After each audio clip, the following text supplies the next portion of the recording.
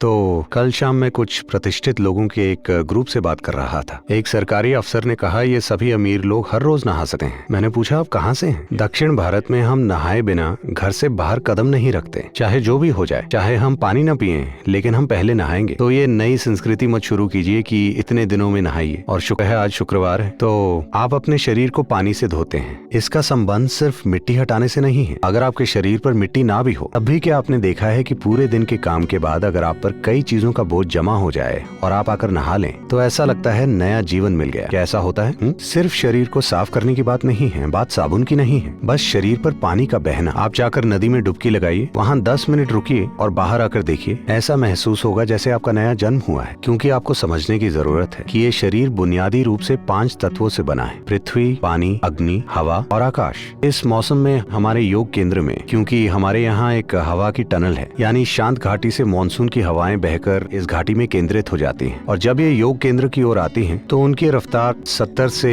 110 kilometre प्रति घंटा हो जाती है, दिन के अलग अलग समय पर। तो इस समय हमारे सभी लोग साधना करते हैं। वो हवाओं में इस तरह खड़े हो जाते हैं क्योंकि ये वायु स्नान है। जल स्नान अब रोज करते हैं, वायु स्नान भी किया जा सकता है। योगी हमेशा अपने शरीर पर मिट्टी लगाते थे, लेकिन आज इसने स्पा में मड बाथ का रूप ले लिया है। तो मड बाथ भी होता है। इसी तरह से अग्नि स्नान होता है। इस अग्नि स्नान को हम क्लेश नाशन क्रिया कहते हैं। इसका मतलब एक काम जो आपके आसपास इकट्ठा हुई अशुद्धियों को हटा देता है। क्योंकि आपका शरीर बस यहीं खत्म नहीं होता, ये इससे आगे मौजूद है। क्या आपने इस पर ध्यान दिया है? शायद महिलाएं इस बारे में पुरुषों से ज्यादा संवेदनशील हैं कि किसी को आपको छूने की जरूरत नहीं है। अगर कोई कुछ ज्यादा पास आ जाता है, ये कोई मानसिक चीज नहीं है, वो एक अलग बात। मानसिक और भावनात्मक पहलू होते हैं, उन्हें छोड़ दीजिए। अगर कोई ज्यादा पास आ जाता है तो वहीं एक भावना पैदा होती है। आप जान जाते हैं कि आपको कुछ दूरी चाहिए। उन्होंने आपको छुआ नहीं है, बस ऐसे करने से ही कुछ परेशानी होती है ना? क्योंकि शरीर यहीं खत्म नहीं होता, ऊर्जाएं इससे थोड़ा आगे तक होती हैं। इससे कितना आगे है ये इस पर निर्भर करता है कि आपकी जीवन ऊर्जा कितनी उल्लासित है। अगर आपकी जीवन ऊर्जा वाकई उल्लासित है तो आप ये पूरा हॉल उससे भर सकते हैं, वरना ये कम से कम थोड़ा आगे तक होती है। ज्यादातर लोगों के लिए ये शरीर से 3 से 9 इंच तक बाहर हो सकती है। तो जैसे जैसे आपके शरीर पर अशुद्धियां इकट्ठी हो जाती हैं, अगर आप बाहर जाएं, मोटरसाइकिल चलाने पर आप देखेंगे, मैं जब भी मोटरसाइकिल चलाता हूं तब थोड़ा जवान हो जाता हूं। क्योंकि अगर मैं 4-5 घंटे चलाकर वापस आता हूं तो लोग कहते हैं सदगुरु आपकी दाढ़ी काली हो गई है, काला कार्बन लग जाता है। तो आप शरीर पर चीजें इकट्ठी करते हैं, आप उसे धोते हैं। इसी तरह आप ऊर्जा सिस्टम पर भी अन्य तरह की चीजें इकट्ठी कर रहे हैं। अगर आप इसे पानी से धोएं तो कुछ अशुद्धियां चली जाएंगी। अगर आप हवा से धोएं तो कुछ अन्य चीजें चली जाएंगी। लेकिन हवा हमेशा वैसे उपलब्ध नहीं होती, आप ये भी देख सकते हैं। लेकिन इन दिनों ये पंखे एक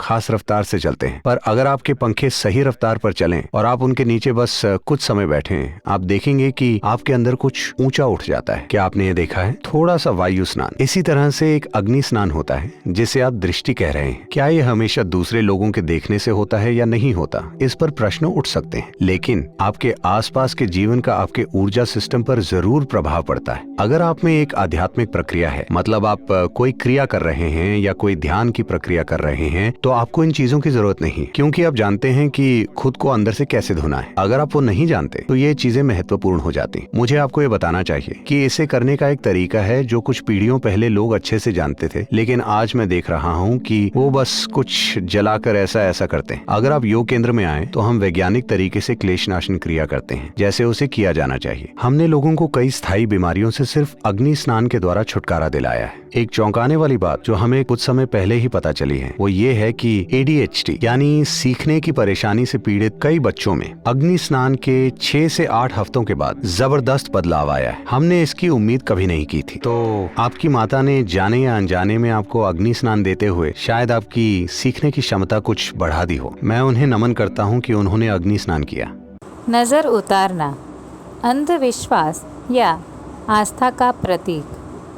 नज़र उतारना भारतीय संस्कृति और परंपराओं का एक महत्वपूर्ण हिस्सा है जिसे बहुत से लोग बुरी नज़र से बचाने के लिए अपनाते हैं। इसका अभ्यास सदियों से किया जा रहा है, खासकर तब जब किसी व्यक्ति, परिवार या वस्तु पर बुरी दृष्टि पड़ने का संदेह हो। यह विश्वास किया जाता है कि किसी की प्रशंसा या जलन की दृष्टि से उनके जीवन में नकारात्मक प्रभाव पड़ सकता है, जैसे कि स्वास्थ्य, समृद्धि या खुशहाली में बाधाएं आ सकती है। नज़र उतारने के विभिन्न तरीके। नज़र उतारने के लिए कुछ पारंपरिक उपायों का सहारा लिया जाता है, जैसे लाल मिर्च और सरसों के दानों को जलाना, पानी या तेल में दर्पण डालकर मथना, रुई या कपड़े में नमक बांधकर व्यक्ति के ऊपर से घुमाना, काले धागे नींबू मिर्ची को घर या वाहन के दरवाजे पर लटकाना। अंधविश्वास और आस्था। नज़र उतारना अंधविश्वास या आस्था।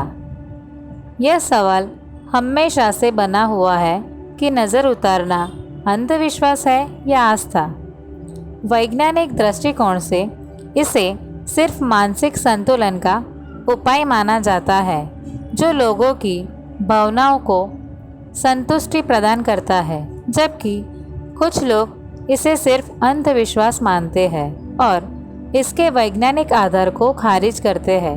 वहीं अन्य लोग इसे आस्था का प्रतीक मानते हैं, जो बुरी शक्तियों से बचने का एक उपाय है। निष्कर्ष। नज़र उतारना एक ऐसी परंपरा है जो आस्था और अंधविश्वास के बीच में धुंधली रेखा पर खड़ी है। इसका वास्तविक प्रभाव वैज्ञानिक दृष्टिकोण से प्रमाणित नहीं हो पाया है, लेकिन इसका मनोवैज्ञानिक प्रभाव लोगों की जीवन शैली में शांति और सुरक्षा की भावना पैदा करता है। नज़र को आमतौर पर तब महसूस किया जाता है जब कोई व्यक्ति किसी की सफलता, सुंदरता, स्वास्थ्य या खुशी को देखकर नकारात्मक भावनाएं रखता है।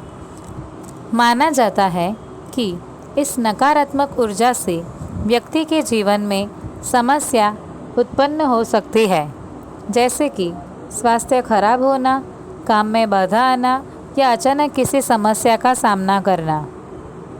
नज़र को लेकर समाज में अलग अलग विचारधाराएं हैं।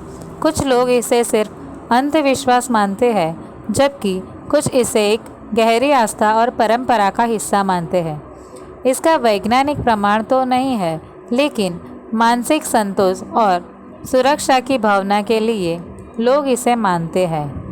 नज़र के इस विश्वास से जुड़े कई धार्मिक और सांस्कृतिक पक्ष हैं, जो इसे केवल एक अंधविश्वास से अधिक एक सांस्कृतिक प्रथा बनाते हैं।